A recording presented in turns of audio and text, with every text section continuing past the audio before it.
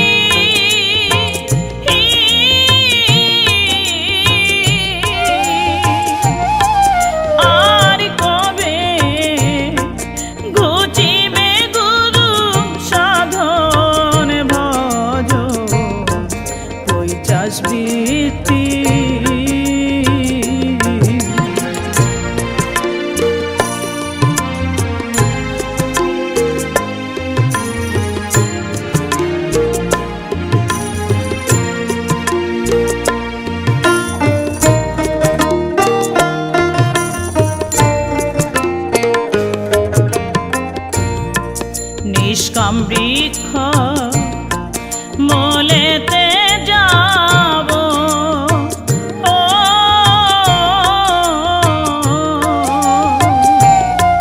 বিচ্ছেদ অগ্নি কুণ্ড জেলে বসিয়া রব চিন্তা ভস্ম গায়ে মাখিব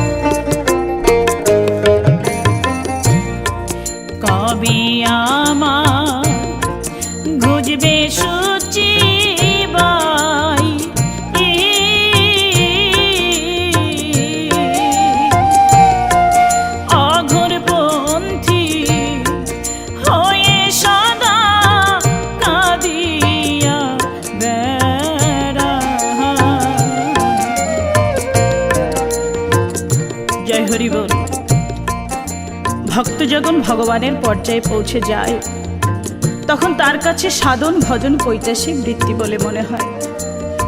শ্রী শ্রী হরিলীলামৃতে তারক গোসাই লিখেছেন, ব্রহ্মত্ব সাযুজ্য মুক্তি কৃষ্ণ ভক্তে দণ্ড, হরি নামে পাপ খণ্ডে কহে কোন ভণ্ড।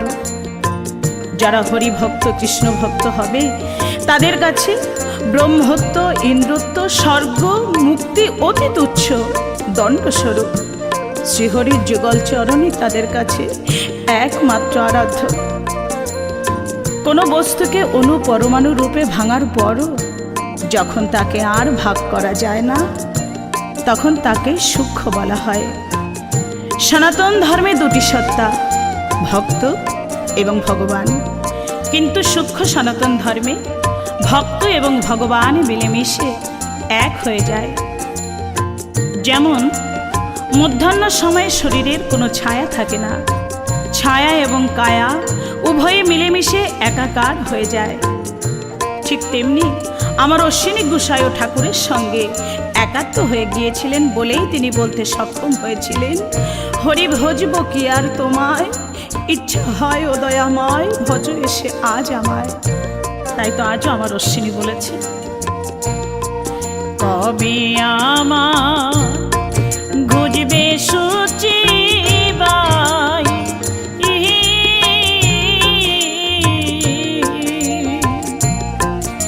অঘোর পন্থী হয়ে সদা কাঁদিয়া বেড়া,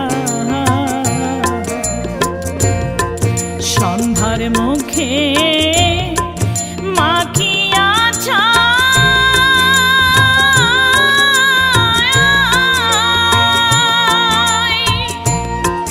মধ্যাহ্নকে করব স্থিতি,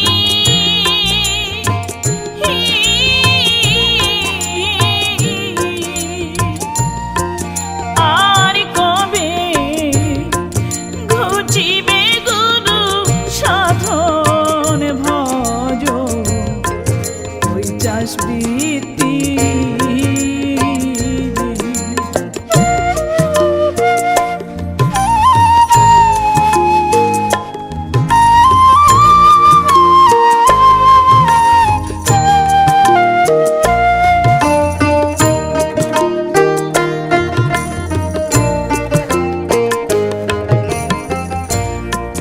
কবে আমার ঘুজবে আমি তো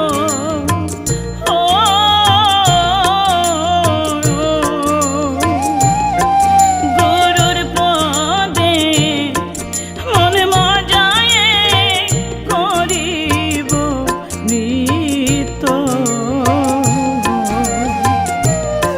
হব গুরুপতি অনুগত,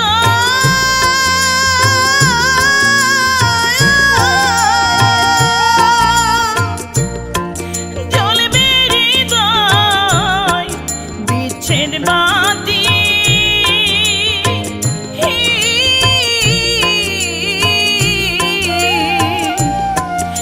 আর কবে ঘুচিবে গুরু সাধন ভজ পৈশাচ বৃত্তি।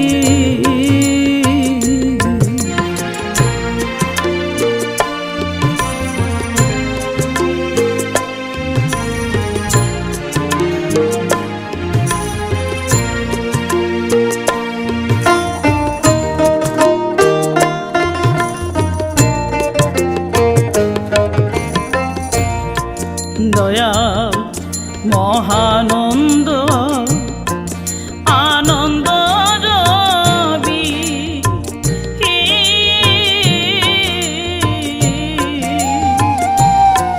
কবে হৃদয় উদয় হবে বসি তাই ভাবি, গোসাই তারক চাঁদ দেখতে পাবি,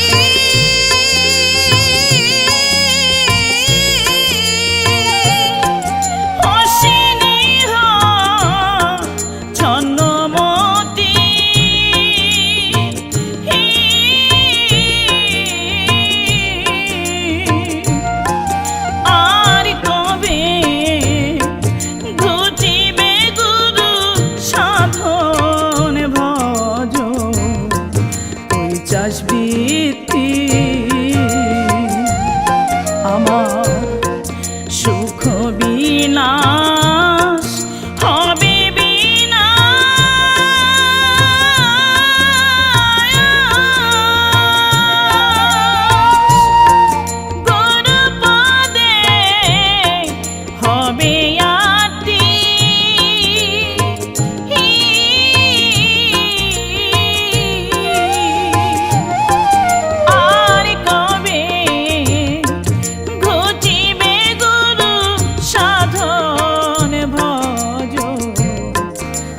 চাষ বৃত্তি